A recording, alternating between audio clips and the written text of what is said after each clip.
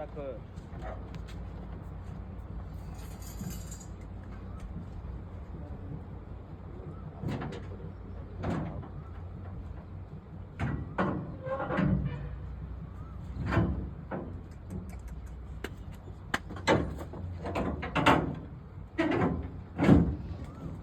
ಹೋಗೋದು ರೋಡ ನಿಂತ್ಕೊಂಡ್ಬಿಡುತ್ತೆ. ನೀರು ಇದೆಯಲ್ಲ, ನೀರು ಕಟ್ಟ ಕುಡಿ. ಮತ್ತೆ ಬಿಸಿಲಲ್ಲಿ ಸ್ನಾನ ಮಾಡಿಸ್ಬೇಕು. ಇಲ್ಲ ತಪ್ಪದಲ್ಲೇ ಬಿಸಿಲಿರುತ್ತಲ್ಲ ಯಾವತ್ತೂ ಸ್ನಾನ ಮಾಡಿಸ್ಬೇಕು. ಆವಾಗಲೇ ನಮಗೆ ಹಸು ಹೇಳ್ಬೇಕಾಗುತ್ತೆ.